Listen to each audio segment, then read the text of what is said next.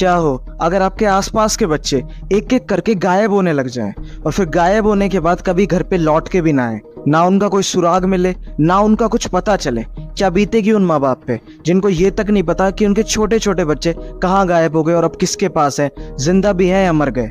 ऐसा ही कुछ हुआ निठारी कांड में, या फिर मैं कहूँ निठारी केस में।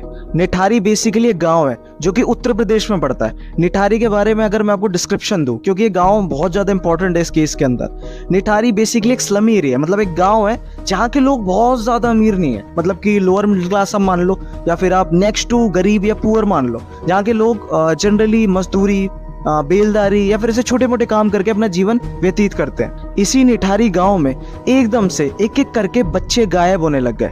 बच्चे भी किस उम्र के, 5 साल से बड़े और 14-15 साल से छोटे, मतलब कि इसी एज ग्रुप के अराउंड यहाँ से इसी निठारी गांव में से बच्चे गायब होने लग गए। बच्चे घर से स्कूल में पढ़ने के लिए निकलते, या फिर शाम को खेलने के लिए निकलते, या फिर वैसे ही बाहर टहलते टहलते एकदम से गायब हो जाते और फिर कभी लौट के वापस नहीं आते। उनके माँ बाप को उनकी खोज खबर तक नहीं लगती।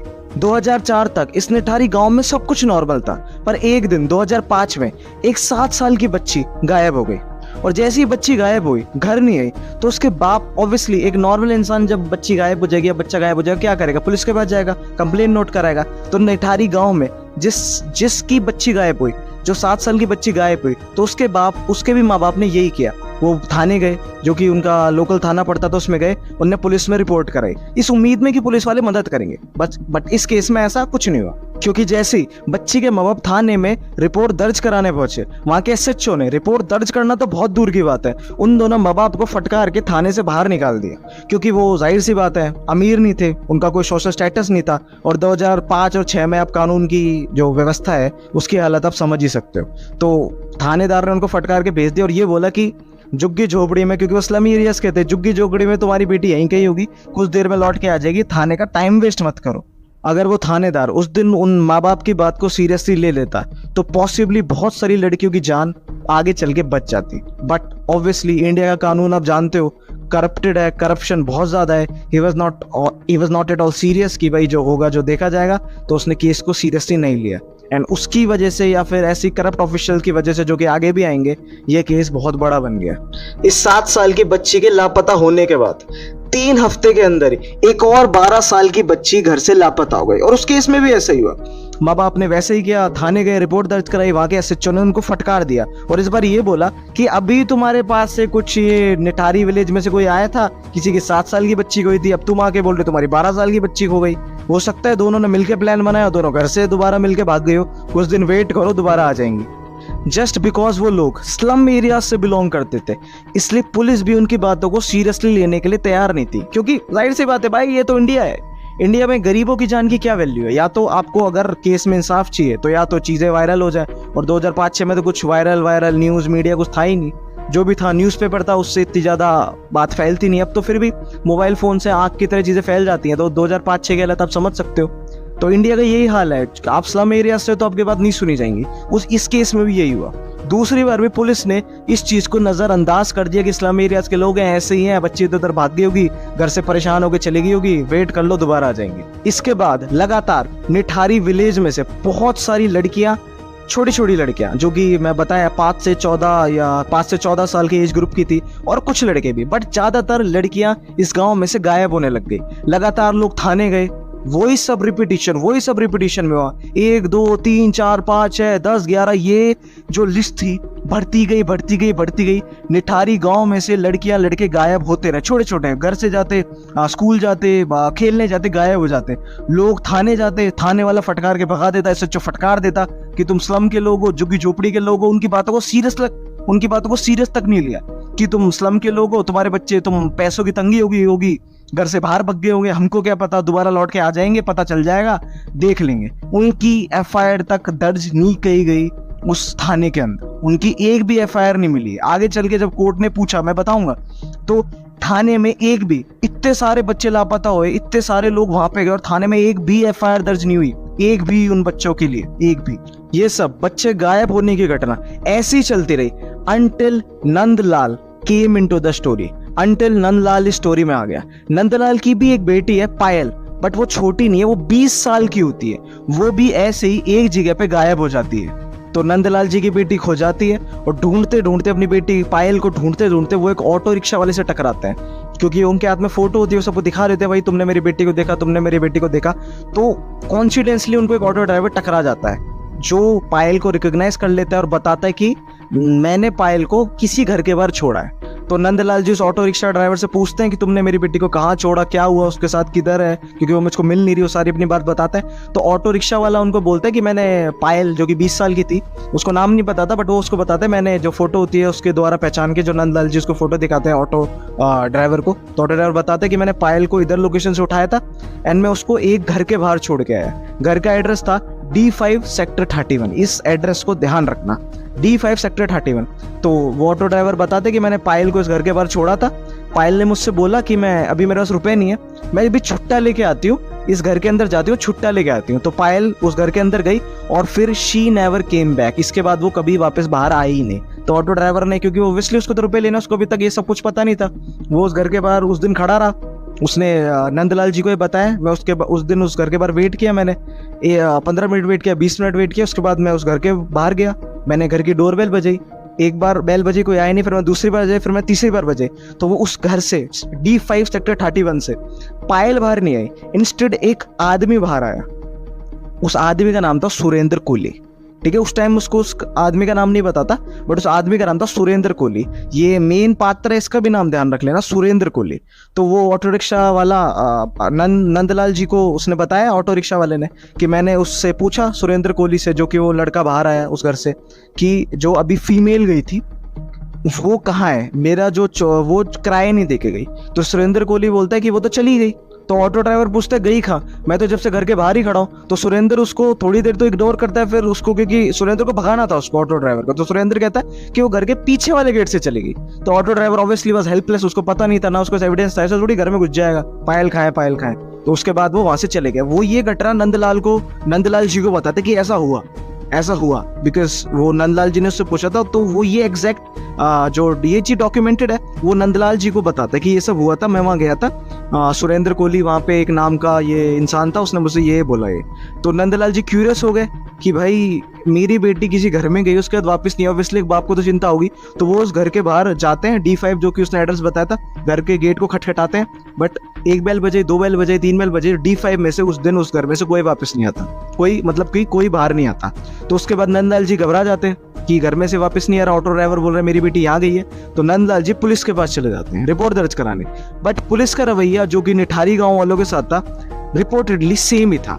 नंदलाल को भी पुलिस वाले फटकार के भगा देते हैं कि हमको नहीं पता भाई तेरी बेटी खाए, अभी तो 2-4 दिन ही हुए खोए हुए, किसी लड़के के साथ भागी होगी, क्योंकि वो 20 साल की थी, दोबारा घर लौट के आ जाएगी। बट नंदलाल जी निठारी गांव वालों की तरह शांत बैठने वाले नहीं थे। नंदलाल जी इंस्टेंट उनने एक अपील फाइल की हाई कोर्ट में जाके कि ऐसे ऐसे सब मामला है, पुलिस हमारी नहीं सुन रही है, पुलिस इस केस में इन्वेस्टिगेशन नहीं कर रही। दिस इज अगर आपको नहीं पता तो यू कैन आस्क आपका कोई लॉयर दोस्त हो, या मैं बता देता हूँ, यू हैव राइट, अगर आप कोई भी केस दर्ज कराते हो और पुलिस वाले उस केस पे एक्शन नहीं ले रहे हैं तो you have that right to file a case, you have that right to file a suit against the police in the court. तो नंदलाल जी ने भी यही किया, पुलिस के अगेंस्ट उन्होंने सूट फाइल किया कोर्ट में, हाई कोर्ट में। तो हाई कोर्ट ने नंदलाल जी की बात सुनी एंड समझी मैटर सीरियस है।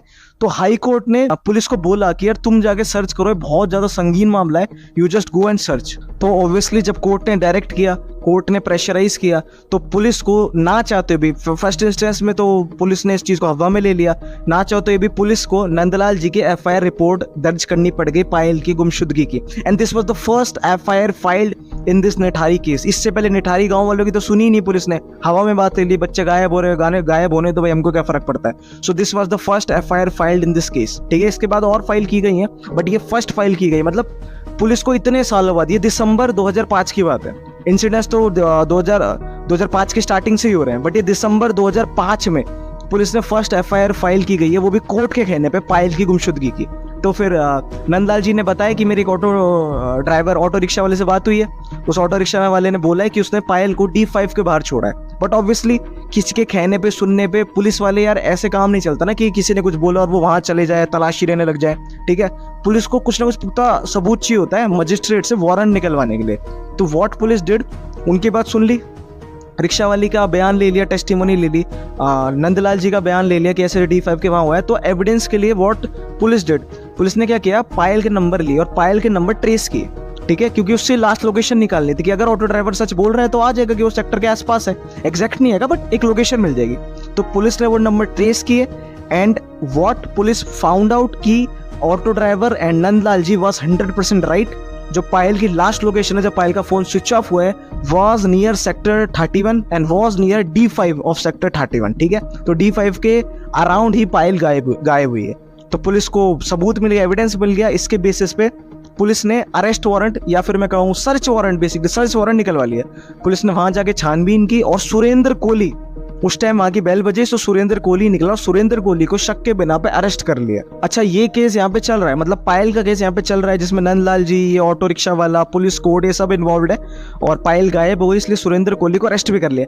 बट इसके साथ साथ भी निठारी के कुछ लोग जिनकी बच्चे इतने सालों से गायब हुई हैं, वो लोग भी शांत नहीं बैठे थे। कुछ लोग, ज्यादातर जो अनएडुकेटेड लोग थे या जो यार डेली वेजेस पे काम करते हैं, वो लोग शांत हो गए थे। बट कुछ लोग, ऑब्वियसली निठारी में भी कुछ लोग एडुकेटेड थे, वो लोग शांत नहीं हुए।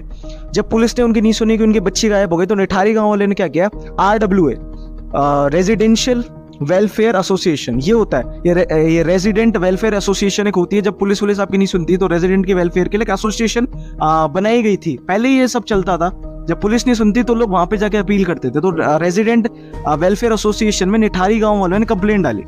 तो वहां के एक प्रेसिडेंट थे मिश्रा, S मिश्रा नाम के एक प्रेसिडेंट थे। तो उनने निठारी गांव वाले की बात सुनी और उनने अपनी प्राइवेट इन्वेस्टिगेशन करनी स्टार्ट कर दी। किसने, रेजिडेंट वेलफेयर एसोसिएशन के प्रेसिडेंट ने, जो थे S मिश्रा, उनने निठारी गांव वालों के कहने पे प्राइवेट इन्वेस्टिगेशन स्टार्ट कर दी। मतलब कि जो उनके बच्चे गायब हुए हैं उसकी इन्वेस्टिगेशन स्टार्ट कर दी। जो S मिश्रा थे रेजिडेंट वेलफेयर एसोसिएशन के, उनने जिनकी भी बच्चियां गायब हुई हैं, he was a clever man, वो पुलिस में नहीं थे but he was a very clever man, ठीक है।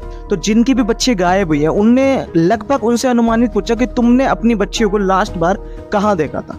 तो लगभग सबके बयान में, सबके मतलब कि मोस्ट के बयान में, ऐसा नहीं सबके बयान बट मोस्ट के बयान में सबने ये बोला कि नोएडा के सेक्टर 31 में उनके बच्चियों को या अपनी बच्चियों को उन्हें लास्ट बार जाते देखा था। क्योंकि आधे ज्यादा जो उनकी छोटी बच्चियां थी या जो 14-15 साल की बच्ची थी, वो काम करने जो हाउस हेल्प के तौर पे सेक्टर 31 जाती थी। अच्छा, मैं एक बार ये बता देता हूँ कि ये जो निठारी विलेज है, ठीक है, ये उत्तर प्रदेश में पड़ता है, ठीक है। और जो ये सेक्टर 31 है, D5 सेक्टर 31 जो मकान है, ये नोएडा में पड़ता है।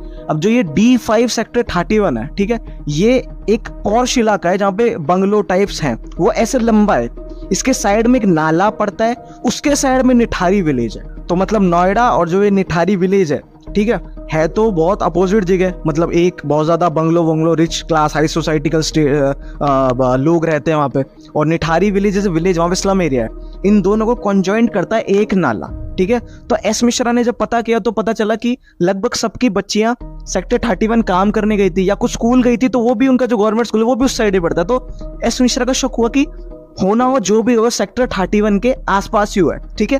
मीनवाइल जो पायल का केस चल रहा है वो पुलिस हैंडल कर रही है, ठीक है, पुलिस हैंडल कर रही है सब कुछ। जो सुरेंद्र कोहली को अरेस्ट कर रही है, सुरेंद्र कोहली के बयान ले रही है, साथ के साथ S मिश्रा अपनी प्राइवेट इन्वेस्टिगेशन कर रहा है। तो S मिश्रा ने सेक्टर 31 में जो अपने लोकल वॉलंटियर्स थे, क्योंकि वो रेजिडेंट वेलफेयर एसोसिएशन के लोकल वॉलंटियर्स भी थे, उनके द्वारा वहां पे सर्च ऑपरेशन चलाया प्राइवेटली, ठीक है, पुलिस इन्वॉल्व नहीं थी, प्राइवेटली चलाया। तो उनको एक मकान जो कि ऑब्वियसली D5 है, D5 जो मकान है उसके बैक साइड में कुछ काली कलर की पॉलिथीन्स मिली। काली कलर, आपको पता ना जो डम बैग्स होते हैं जो काली, जिनमें अपन भी कचरा कई बार डाल के जो डम बैग्स होते हैं उसमें फेंक देते हैं, तो वो काली कलर की पॉलिथीन्स मिली। एंड व्हाट वाज शॉकिंग कि उन काले कलर के बैग्स में वाज बच्चियों के हाथ, उनको दूर से बच्चियों के हाथ मिल गए। तो ये देख के S Mishra was in complete shock, वो बहुत ज्यादा शॉक हो गए कि ये है क्या। और वहां पे अराउंड 17 से 18 ऐसे काले कलर के जो डम बैग्स थे वो पड़े थे, जो कचरा फेंकने के लिए जो थैलियां यूज होती हैं, और उनमें किसी में हाथ विजिबल था, किसी में आंख विजिबल थी। S मिश्रा उन कुछ निठारी के जो विलेजर्स थे उनके साथ डिंट वेस्ट थोड़ा सा भी टाइम वेस्ट नहीं किया उन्होंने, डिंट वेस्ट सिंगल सेकंड और सिंगल मिनट। वो उन सबको लेके जो मतलब फोटो खींची, उनको एविडेंस को टच नहीं किया, उन सबको लेके गैदर हो गए और पुलिस स्टेशन चले गए, ठीक है। जिस पुलिस स्टेशन में अभी पहले से पायल की जांच चल रही है और सुरेंद्र कोहली अरेस्टेड है। जब S मिश्रा ने वहां पे जाके बताया कि ऐसे हमको D5 के बाहर इन सब की बच्चियां खोई इतने सालों से, और हमको D5 के बाहर कुछ बच्चों के या कुछ ऐसे शव टाइप्स हमको ऐसा शक है दिख रहा है। तो पुलिस को ऑब्वियसली पता चल गया कि ये पायल जहाँ गायब हुई है वो भी सेक्टर 31 D5 है, और D5 के बारे में बच्चियों की जो डम बैग्स में ये लाशी टाइप से लोग बता रहे हैं। तो पुलिस बस इतना तो यार बच्चा भी पता लगा लेगा कि ये दोनों केस कनेक्टेड है। उसके बाद उन्होंने सुरेंद्र कोहली के बयान लिए, सुरेंद्र कोहली से सख्ती से पूछा ये सब है क्या। तो सुरेंद्र कोहली ने बताया कि मैं वहाँ पे एक हाउस हेल्प हूँ, D5 में मैं एक हाउस हेल्प हूँ। तो पुलिस ने पूछा उसका मालिक कौन है। तो सुरेंद्र कोहली ने बताया कि जो मेन मालिक है उसका नाम है Moninder Singh. Moninder Singh was the owner of D5 sector 31 Noida. Moninder Singh उस D5 जो बंगलो था उसका मालिक था। मोनिंदर सिंह ने इसको सुरेंद्र कोहली को वहां पे एज अ हाउस हेल्प रख रखा था। तो सुरेंद्र कोहली ने बताया, सुरेंद्र कोहली के बताते ही ऑब्वियसली पुलिस ने मोनिंदर सिंह को भी अरेस्ट कर लिया। मोनिंदर सिंह का वो बंगलो था बट मोनिंदर सिंह वहां पर रहता नहीं था। मोनिंदर सिंह की फैमिली और घर दूसरी जगह पे था। मोनिंदर सिंह उस बंगलो में कभी कभी आया करता था। अब कभी कभी क्यों आया करता था आगे चल के बताएंगे, फिलहाल मोनिंदर सिंह वहां पे कभी कभी आया करता था। तो उन दोनों को कस्टडी में लिया, उन दोनों से पूछताछ की, भाई ये क्या माजरा है, इन सबकी बच्चियां गायब है, बहुत सालों से, पूरे 2005 से स्टार्टिंग से गायब हो रही है, 2005 की एंडिंग आ गई है, क्या चल रहा है, कब से ये बच्चे गायब हो रही है, कैसे हो रही है। और नंदलाल जी की 20 साल की बेटी गायब है, तुम्हारे मकान के पीछे डम बैग्स पड़े, सब क्या रहस्य है, ठीक है। तो Maninder Singh was complete silent on this case. Maninder Singh ने बोला मेरे को कुछ नहीं पता, क्या हो रहा है, ये हो रहा है, हो रहा है। सख्ती से पूछताछ की, जब भी मनिंदर सिंह ने कुछ नहीं बोला। मनिंदर सिंह ने मतलब एक वर्ड तक अटर नहीं किया। बट सुरेंद्र कोहली का बयान वाज वेरी शॉकिंग। मतलब आप सोच नहीं सकते सुरेंद्र जो कोहली है उसने क्या बोला। सुरेंद्र कोहली ने अपने बयान में ये बताया कि मैं छोटी छोटी बच्चियों को 4 साल 5 साल 11 साल 10 साल की बच्चियों को ल्यूर करता हूँ, मतलब कि उनको बहका के किसी वादे से किसी तरह से बहका के उनको घर में लाता हूँ, उसके बाद उनको सेक्सुअली असॉल्ट करता हूँ। आप समझ सकते हैं बच्चे के साथ कोई, मतलब ये बात है ना, मेरे को डिस्कस करने भी मेरे लिटरली रोंगटे खड़ा है, ठीक है। इस बात को मैं जब मैं पढ़ भी रहा था, मैं रिसर्च भी कर रहा था, तो सीरियसली मैं रात को कर रहा था ये चीज़, एंड मेरे से रात को तो ये सब हुआ भी नहीं, बिकॉज भाई मेंटल स्टेट हिल जाती है इंसान की, ठीक है। तो लिटरली जब मैंने पढ़ा तो इट वाज क्वाइट शॉकिंग। तो सुरेंद्र कोहली उसने ये बताया कि वो लड़कियों को, छोटी छोटी बच्चियों को खासकर लाता था, उनको सेक्सुअली असॉल्ट करता था, उसके बाद उनके टुकड़े करता था। Can you hear me? उनके टुकड़े करता था, उसके बाद उनके कुछ पार्ट्स तो फेंक देता था, कुछ पार्ट्स यादों के लिए अपने साथ रख लिया करता था। जो पार्ट्स फेंक देता था वही एस मिश्रा को, जो resident welfare association S Mishra है, वही पार्ट्स उनको वहां घर के जो बैक साइड है उसके वहां थैले में मिले थे, और कुछ पार्ट्स वो अपने साथ रख लिया करता था। अब वो उन कुछ पार्ट्स का क्या करता था, क्योंकि पार्ट्स तो सड़ेंगे, बदबू आएगी, पर घर में से तो कुछ बदबू आती नहीं थी। जब वो पुलिस वाले विजिट किए थे ना, घर में से बदबू नहीं आ रही थी, तो सुरेंद्र कोहली से उन्होंने पूछा कि वो पार्ट्स कहाँ गए जो अब थे। तो what he said, Surendra Kohli ने एडमिट किया कि वो कुछ पार्ट्स फेंक देता था और जो पार्ट्स बचते थे उनको वो उबाल के खा लेता था। इस प्रोसेस को कहते हैं कैनिबलिज्म, जहां पे इंसान ही इंसान के टुकड़ों को या जिंदा इंसान को, मरे इंसान को खाता है। ये जनरली जो कार्निवोर्स होता है अपने जानवरों में होता है, ह्यूमंस में इट इज बैंड, ये लीगल है भाई, ये तो आप समझ ही सकते हो, इंसान इंसान को खा रहा है, कैनिबलिज्म, ये it is a very bad process and Surendra Kohli used to do it. However, he continuously denied कि इसमें मोनिंदर सिंह का कोई हाथ है। जो मोनिंदर सिंह ओनर है, सुरेंद्र कोहली कंप्लीटली डिनाई करता रहा कि इसमें मोनिंदर सिंह का कोई हाथ नहीं है, मोनिंदर को इस बारे में कुछ नहीं पता, ये सब कुछ मैं ही करता था, मैं ही बच्चियों को ल्यूर करता था, मैंने ही पायल को काटा, मैंने ही पायल के भी टुकड़े फेंके, मैंने उन बच्चियों को भी मारा, जो भी किया आज तक किया मैंने ही किया। Moninder Singh was not involve on this whole process. और उस टाइम जब ये सब चल रहा था तो ऑब्वियसली न्यूज़पेपर सबके घर आते थे, ये बात न्यूज़ प्रिंट मीडिया में छप रही थी निठारी कांड की। तो अगर उस टाइम का आप किसी से डिस्कस कर सकते हो इस बारे में, ठीक है, आपके पापा मम्मी हो, नाना नानी हो, दादा दादी हो, जिनको थोड़ा सा उस टाइम के बारे में समझ हो या उस टाइम के बारे में पता हो, पूछना उनसे निठारी कांड के बारे में, ठीक है। इतना फेमस केस था, दे एग्जैक्टली यार सब कुछ तो नहीं पता होगा, ठीक है, क्योंकि वो कोई डीप रिसर्चर नहीं है, but they must have been heard, उनको इस बारे में कुछ ना कुछ पता होगा, ठीक है। तो उस टाइम इतना लोगों का गुस्सा उबाल पे था ना इस केस को लेकर कि भाई ये चल क्या रहा है। एंड जो सुरेंद्र कोहली की बात थी, पुलिस ने सुन ली इस बात पे, ठीक है, बट जो लोग थे उन्होंने कंप्लीटली इस बात को मानने से मना कर दिया कि भाई मकान मालिक है मोनिंदर सिंह, जो कि वहां पे आया जाया करता था, कभी कभी आता था पर आता जाता था। उसको इस बारे में नहीं पता था कि सुरेंद्र कोहली इतने सारे बच्चों को पूरे साल भर में 20 25 30 बच्चों को घर में लिया या काटा फेंका, कुछ को उबाल के खाया, लोगों ने मानने से इनकार कर दिया कि मोनिंदर सिंह को ये सब नहीं पता। लोगों को ये लग रहा था कि मोनिंदर सिंह ने या तो सुरेंद्र कोहली को पैसे को लालच दिया या धमका दिया या कुछ कर दिया।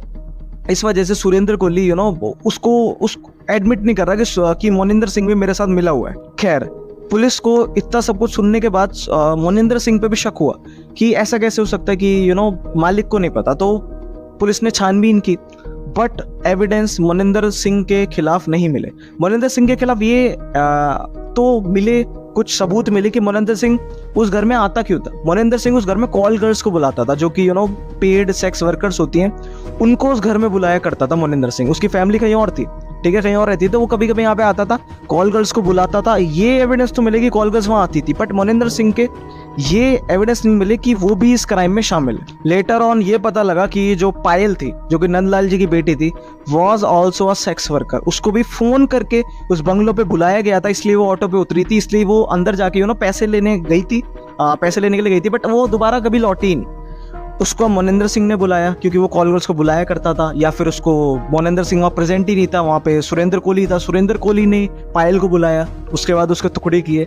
इस बात का एविडेंस भी नहीं मिला कि उसको ऑब्वियसली बुलाया किसने। एंड सुरेंद्र कोहली भी अपने बयान स्पष्ट नहीं दे रहा था। कभी वो कहता 20 लड़कियों को, कभी वो कहता 8 लड़कियों को, कभी वो कहता कुछ छोटी बच्ची, कुछ बड़ी बच्ची। वो भी उसने ये तो कबूल कर लिया था कि मैंने ये सब क्राइम किए हैं, मैंने बच्चों को बाल के खाया, ये सब उसने बोला था। बट एक होता ना कि क्लियर स्टेटमेंट, वो क्लियर स्टेटमेंट नहीं दे रहा था, ठीक है। वो एडमिट नहीं कर रहा था कि कितने बच्चे थे, क्या थे, या तो वो भूल गया, या ही वाज ड्रगिस्ट, ड्रग ले रहा था, या नशे में था, या उसका माइंड हिल गया था, आई डोंट नो। बट वो क्लियर कोई स्टेटमेंट नहीं दे रहा था, और जो स्टेटमेंट दे भी रहा था वो भी पुलिस कंफ्यूज थी कि ऐसा हो सकता है या नहीं हो सकता, ये जो बोल रहा है सच बोल रहा है, झूठ बोल रहा है। तो इस केस को बहुत ज्यादा टाइम हो गया था, और पुलिस खुद कंफ्यूज थी कि सुरेंद्र कोहली के स्टेटमेंट पे भरोसा करें कि भाई वो बच्चियों को सेक्सुअली असॉल्ट कर रहा था, फिर मार रहा था, फिर उबाल के खा रहा था, मोनिंदर सिंह का इसमें कोई हाथ नहीं है, या फिर ये कोई और कुछ चल रहा है इस केस में। मोटिव क्या था, क्योंकि कुछ पैटर्न भी नहीं था ना कि भाई हर महीने बच्ची को उठा रहा है, हर तीसरे दिन उठा, कुछ पैटर्न नहीं था। क्योंकि सीरियल जो किलर्स होते हैं उनका पैटर्न होता है। Surendra Kohli didn't have any pattern, वो मर्जी से कभी उठाता, कुछ महीने, कुछ दिन लगातार उठाता, फिर कुछ हफ्ते नहीं उठाता, कुछ महीने उठाता, फिर नहीं उठाता। तो क्योंकि बच्चे के माँ से पूछा ना बच्चे गायब कब हुए, तो दे सेड आज हुए, कल हुए। जो पैटर्न बना है पुलिस ने, उनका कुछ पैटर्न ही नहीं बन रहा था। कभी लगातार उठे, कभी नहीं उठे, फिर उठने बंद हो गए, फिर उठने स्टार्ट हो गए। जबकि सीरियल किलर जो होता है ना, दिमाग खराब होता है, उनका ऐसा नहीं होता। दे हैड अ पैटर्न, वो उसी पैटर्न से उठाते हैं, हर 3 हफ्ते में उठाएंगे, हर 6 हफ्ते में उठाएंगे। तो दे आर सनकी होते हैं वो लोग, they had a pattern. But Surendra Kohli को पैटर्न नहीं था। दूसरी बात, मोनिंदर सिंह इन्वॉल्व नहीं था। पुलिस वाले इस बात में भी कंफ्यूज थे। पुलिस ने यह अनुमान लगाया कि हो सकता है सुरेंद्र कोहली झूठ बोल रहा हो, ऐसा कुछ हुआ ही ना हो, कि जो सेक्सुअल असॉल्ट की बात चल रही है, बच्चों को उबाल के खाने की बात चल रही है, ऐसा कुछ हुआ ही ना हो, बच्चे अगवा हुए हो। बट सुरेंद्र कोहली और Moninder Singh was involve in international organ supply racket, कि जो ऑर्गन चुरा लेते हैं उस रैकेट का हो सकता है मोनिंदर पार्ट हो। ये सब कुछ उसने कहानी बनाई हो इस केस से बचने के लिए, या फिर अपने जो ऊपर लोग हैं उनको बचाने के लिए उसको पैसों को लालच दिया हो, क्योंकि एक बहुत ह्यूज क्राइम है ऑर्गन बच्चों को निकालना, बेचना, ठीक है। क्योंकि ये पुलिस को शक ऐसे हो क्योंकि जो बच्चों के जो कटे हुए हाथ पैर मिले थे उस पॉलिथीन बैग में, जब उसको एम्स के डॉक्टर के पास लेके गए तो एम्स के डॉक्टर ने बताया कि जो ऑर्गन्स काटे हुए हैं वो किसी नौसिखे ने नहीं काटे, जो बॉडी पार्ट्स काटे वो किसी नौसिखे ने नहीं काटे, ठीक है। वो बहुत प्रिसाइज कट लगे हुए हैं जो कि एक डॉक्टर ही लगा सकता है, बहुत ज्यादा प्रिसाइज कट लगे हुए। तो इसलिए पुलिस वालों को शक हुआ कि हो सकता है ये सुरेंद्र कोहली झूठ बोल रहा है, क्योंकि Surendra Kohli was not a doctor, वो डॉक्टर तो था नहीं, तो ऐसे प्रिसाइज कट कौन लगा रहा है इस बॉडी पे। तो पुलिस वाज कंफ्यूज। पुलिस ने जब थोड़ी और छानबीन की कि भाई हो क्या रहा है, इतने प्रिसाइज कट लग रहे हैं, सुरेंद्र कोहली डॉक्टर नहीं, हो क्या रहा है, तो पुलिस ने और छानबीन की। तो पुलिस को पता लगा कि सेक्टर D5 इनका बंगलो था, मोनिंदर सिंह और जो ये हेल्पर था इसका सुरेंद्र कोहली का। But D1 bungalow number D1 के अंदर एक डॉक्टर रहता था, और उस पूरे जो सेक्टर 31 था उसके अंदर एक ही डॉक्टर था। तो पुलिस को उस पर शक हो कि हो सकता है इसका बंगलो भी पास है, बच्चे किडनैप वहां हो रही है, उसके बाद ये डॉक्टर आता हो, प्रिसाइज कट लगाता हो, ऑर्गन निकालता और सप्लाई कर देता हो आगे। तो पुलिस को उस पर शक होगा, तो पुलिस ने उस पर भी कुछ दिन नजर रखी। एंड वो डॉक्टर भी थोड़ा अनसर्टेन था, उसके पास पास्ट में भी नेग्लिजेंस के हॉस्पिटल में केसेस दर्ज हुए थे, तो उसके ऊपर भी शक किया, उसको भी इंटरोगेशन में बुलाया। But again lack of evidence, उसको भी छोड़ दिया गया। पुलिस को इसमें भी सबूत नहीं मिले। पुलिस ने एक थ्योरी और लगाई कि हो सकता है जो मोनिंदर सिंह है वो इंटरनेशनल पीडोफिलिया रैकेट से जुड़ा हो, पीडोफिलिया होता है मतलब कि जैसे मैंने अभी बताया कि बच्चों के एक्सप्लिसिट कंटेंट है, जो कि बच्चों के सेक्सुअल कंटेंट है उसको उनको दिखाना, प्रोड्यूस करना, या फिर बच्चियों को, जो बच्चे होते हैं 18 साल से छोटे, उनको लाइक करना, उनके साथ सेक्सुअल संबंध बनाना, वो सब जो एक कैटेगरी होती है वो पीडोफिलिया में आती है। This and which is a crime. Obviously आप बच्चों के बारे में सब सोचते हो, ये सब करते हो। तो क्योंकि Moninder Singh used to travel foreign, वो Moninder Singh frequently foreign travel करता था, मतलब एक साल में 4-5 बार, ये रिपोर्ट्स बताती हैं। तो पुलिस वालों को लगा कि हो सकता है मोनिंदर सिंह बच्चों को किडनैप करता हो, सुरेंद्र कोहली के द्वारा बच्चों को किडनैप कराता हो, बच्चों की तस्वीरें बनाता हो, वीडियो बनाता हो और इंटरनेशनली पैसों के लिए सेल कर देता हो। तो ये भी एक थ्योरी थी जिसके बारे में मोनिंदर सिंह से इन्वेस्टिगेशन की गई, but again lack of evidence, इसके खिलाफ भी कोई एविडेंस नहीं मिला। तो ऑल इन ऑल अभी तक जितने भी एविडेंस पुलिस को मिले थे, D5 से रिलेटेड, निठारी कांड से रिलेटेड जितने भी मिले थे, जो पॉलिथीन बैग्स मिली, जो ऑटो रिक्शा वाले ने टेस्टिमोनी दिया, सुरेंद्र कोहली ने टेस्टिमोनी दिया, उससे सुरेंद्र कोहली को तो सजा हो जाती, बट मोनिंदर सिंह का अभी भी कुछ लिंक मिल नहीं रहा था। एंड पुलिस ने जितनी भी कोशिश की, police was unable to connect any links जिससे मोनिंदर सिंह को सजा हो। तो ऑब्वियसली कोर्ट में पेशी हुई, सुरेंद्र कोहली की हुई एंड मोनिंदर सिंह की हुई। मोनिंदर सिंह को due to lack of evidence छोड़ दिया गया। हालांकि बाद में दोबारा हाई कोर्ट में केस चला, दोबारा उसको पकड़ लिया पुलिस ने, बट उस टाइम के लिए उसको छोड़ दिया, क्योंकि सुरेंद्र कोहली भी एडमिट नहीं कर रहा था कि मोनिंदर सिंह मिला हुआ है। तो मोनिंदर सिंह को उस टाइम के लिए छोड़ दिया and Surendra Kohli prime suspect रहा और सुरेंद्र कोहली को फांसी की सजा सुना दी गई हाई कोर्ट के द्वारा, जो इलाहाबाद के हाई कोर्ट है उसके द्वारा सुरेंद्र कोहली को फांसी की सजा सुना दी गई। बट उसके लिए भी दोबारा अपील की गई एंड वो सजा जो सुरेंद्र कोहली को मिली थी वो कुछ टाइम के लिए टल गई। एंड उसके कुछ टाइम बाद जब लोगों ने प्रोटेस्ट किया, माँ बाप ने कोर्ट में और अपील दायर की, कितने सारे बच्चे गायब, ये सब हुए वो सब हुए, कि ऐसा हो नहीं सकता कि उसका मोनिंदर सिंह नाम मिला हो, कि जो मकान का मालिक है वही ना मिला हो। तो मोनिंदर सिंह को भी दोबारा पुलिस के द्वारा दोबारा री इन्वेस्टिगेशन किया गया और दोबारा अरेस्ट कर लिया गया। तो अब ये तो एक निठारी केस हो गया पूरा, जो कि मैंने आपको बता दिया। अब आपको क्या लगता है, इतने संगीन अपराध किए, इतने बच्चों की डेथ हुई, ठीक है, बच्चों की डेथ बहुत ज्यादा अनसर्टेन है, कोई नंबर नहीं है, क्योंकि पार्ट्स मिले थे बच्चों के ना, तो मतलब इट इज वेरी अनश्योर कि कितने बच्चे सुरेंद्र कोहली ने किडनैप किए, कितने बच्चे मारे, क्या हुआ उन बच्चों के साथ, क्योंकि पार्ट्स मिले थे बस, ठीक है, किसी का हाथ, किसी का पैर, मुंह तो किसी का मिला ही नहीं था, आधा कटा कुछ चीजें मिल रही हैं। तो डीएनए से पता लग सके उतने पता लगा लिए। तो किसी रिपोर्ट्स में लिख रखा है कि 20 बच्चे थे, किसी में लिख रखा है 25 थे, किसी में लिख रखा है 30 थे। तो इतने सारे बच्चों की मौत हुई। आपको क्या लगता है, आज 2024 चल रही है, मामला 2005 का है, तो 10 साल 20 साल इस बात को हो गए। आपको क्या लगता है मोनिंदर सिंह और सुरेंद्र कोहली इस वक्त कहाँ होंगे? मर गए होंगे, फांसी होगी ऑब्वियसली। क्या लगता है? जिंदा है, दोनों को जिंदा है। अभी लेटेस्टली 2023 में, ठीक है, मेरी बॉडी शिवर कर रही है, बताते हो, मेरे रोंगटे, इफ यू कैन सी, इतना गहन अपराध करने के बाद किसी ने भी किया, आई डोंट फकिंग केयर, किसी ने भी किया, मोनिंदर ने किया, ठीक है, सुरेंद्र ने किया, जिसने भी किया, ठीक है, सुरेंद्र हैज एडमिटेड कि उसने किया है यार। इलाहाबाद हाई कोर्ट ने पिछले साल 2023 में सुरेंद्र कोहली एंड मोनिंदर सिंह को उस समय उसी क्षण बाइज्जत बरी कर दिया जाता है 2023। एंड मैं एक चीज़ और बोल रहा हूँ यार, हो सकता है मैं थोड़ा मेरी आवाज़ या कुछ फंबल हो रही हो, शिवर कर रहा हूँ, बिकॉज अगर आप भी इंसिडेंट बताएंगे ना और आपके हाथ पैर या आपकी वॉइस शिवर नहीं कर रही तो शायद आप इंसान नहीं है, ठीक है, बिकॉज यार इनह्यूमन है यार ये चीज़, इनह्यूमन है। फर्स्ट तो इनह्यूमैनिटी जिनने की, एंड सेकेंडली कोर्ट की इनह्यूमैनिटी की। ऐसे दरिंदे, आप जिस प्लेनेट पर रह रहे हो ना, आप जिस देश में रह रहे हो, ठीक है, जिस कंट्री में रह रहे हो, उसी जगह पे ऐसे दरिंदे फ्री घूम रहे हैं। कोर्ट ने उनको फ्री छोड़ दिया, ये दरिंदे दोबारा वो सब काम करने के लिए फ्री हैं, ठीक है। तो this is the law of India, this is the law and order of India, ठीक है। एंड ये नई बात नहीं है यार, you have seen the case of Ram Rahim, you have seen the case of Asaram, कितनों को फांसी की सजा हो गई भाई, कितने रेप किए, कितने मर्डर किए, कितनों ने क्या किया, how many of them are held for death, how many have been sent to death, कितनी डेथ पेनल्टीज हो, नन, नथिंग भाई। होती किसको है? अगर आप बड़े हैं, आपकी अप्रोच है, आपकी जान पहचान है, तो you are free to do any crime भाई। गुनेगार कौन है? गुनेगार तो गरीब है भाई। अगर गरीब इंसान है, मिडिल क्लास इंसान है, गुनाह किया है उसने, तो बस वो रिस्पॉन्सिबल है भाई। अमीरों पे कोई गुनाह नहीं होते भाई, अमीरों पे कोई गुनाह नहीं होता। They are just free to do any crime and they are free, ठीक है, वो फ्री है, कुछ भी गुनाह करो और मस्त रहो, ठीक है। सेकेंडली एक चीज़ और बता दूं, जो कि ऑफ रिकॉर्ड है चीज़, ये अब तक जो मैंने बताया डॉक्यूमेंटेड था, ठीक है, मैंने खुद का कुछ नहीं बताया, सब डॉक्यूमेंटेड था। मैं ऑफ डॉक्यूमेंट एक बात बताता हूँ, जो चीज़ डॉक्यूमेंटेड नहीं है, जो चीज़ मैंने सर्च की कि कि इतने सालों से यार निठारी केस में क्राइम हो रहे थे, पुलिस क्यों इन्वेस्टिगेशन नहीं कर रही थी? ठीक है, ये एक एंगल है कि स्लम एरिया के थे ये थे, बट लगातार इतनी किडनैपिंग्स हो रही है, क्यों इन्वेस्टिगेट नहीं कर रही थी?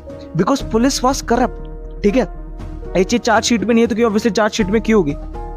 ये डॉक्यूमेंटेशन चार्जशीट तो पुलिस वाले ही बनाते हैं, तो पुलिस वाले खुद के खिलाफ तो लिखेंगे नहीं। बट मैं बता रहा हूँ मोनिंदर सिंह के कॉन्टेक्ट्स थे, क्योंकि वो फॉरेन भी जाता था, कुछ मिनिस्टर से, कुछ कुछ जगह पे उसके कॉन्टेक्ट्स थे, and he was a very big name. आप सर्च भी करेंगे, ठीक है, तो कहीं ना कहीं पुलिस भी इस सब में इन्वॉल्व थी।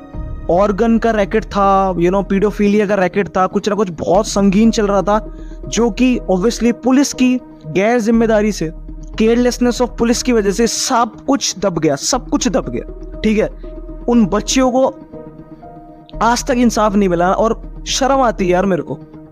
आई एम ऑन टीयर्स यार। ठीक है, आई एम लिटरली स्पीचलेस कि ये देश है और ऐसा यहाँ पे हो रहा है। ठीक है, मोनिंदर सिंह 2005-6 को अगर आप सर्च करोगे, रिपोर्ट करोगे, तो Moninder Singh was a businessman. ठीक है, उसके कॉन्टेक्ट्स थे ऑफिशियल्स के थ्रू, पुलिस के थ्रू, इसलिए पुलिस इन्वेस्टिगेट नहीं कर रही थी। पुलिस भी कहीं ना कहीं मिली हुई थी, पुलिस ने कहीं ना कहीं करप्ट थी उस टाइम, तो सोशल मीडिया भी नहीं था, तो ये सब कुछ इसलिए हो रहा था। ठीक है, पुलिस अगर थोड़ी सी भी करप्ट नहीं रहती यार, या फिर केयरफुल रहती, या फिर कुछ भी यार ईमानदार रहती, सर्च करती, तो ये केस इतना बड़ा नहीं था यार। घर के पीछे तो वो लोग लाशें फेंक रहे हैं, हो सकता है आप खुद सोचो, हो सकता है कि पता ना चल रहा हो। So this was the Nithari case, Nithari कांड, जो कि बहुत ज्यादा फेमस था, एंड ये सब हुआ उसके अंदर। एंड एज ऑफ नाउ वो दोनों दरिंदे मस्त इस दुनिया में घूम रहे हैं, जो कि नई बात नहीं है, इंडिया का कानून ऐसा है। अभी जो कोलकाता डॉक्टर का भी हुआ है अभी कुछ 1 महीना पहले, तो उसका भी I don't need to tell you यार, you are very intelligent, very smart, उसका भी आपको पता है क्या होगा आगे चल के। खैर, उस बात को छोड़ देते हैं फिलहाल। अगर आपको ये वीडियो पसंद आई हो, या मेरा नरेशन अच्छा लगा हो, या मेरी बातें अच्छी लगी, आपको कुछ भी नया इन्फॉर्मेटिव मिला हो, वैसे तो इस जो टॉपिक है इस पे वीडियोस पहले भी बन चुकी हैं, बट मैं कोशिश करता हूँ कि बातें बहुत सिंप्लीफाइड रखूँ, अच्छी तरह रखूँ, मेरे भी कुछ पर्सपेक्टिव रखूँ, एंड मैं एक एज अ फ्रेंड को बता रहा हूँ, जैसे बताऊँ ना, मैं नरेशन इतना रखता हूँ कि जैसे आप कुछ अपने दोस्त को बता रहे हो, मैं हमेशा नरेशन मेरा ऐसा रखता हूँ। ठीक है, तो अगर आपको मेरा नरेशन पसंद आया हो, या कुछ भी आपको इन्फॉर्मेटिव लगा हो, तो ये वीडियो बनाने में बहुत ज़्यादा मैं हाथ जोड़ के बोल रहा हूँ। ठीक है, it takes time to record it.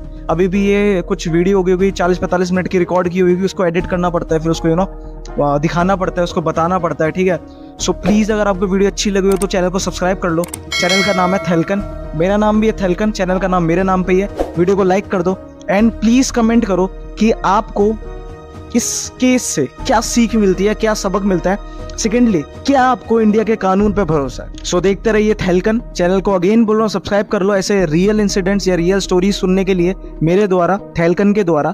तो चैनल को सब्सक्राइब कर लो अगेन, एंड थेलकन आपसे मिलता है कल।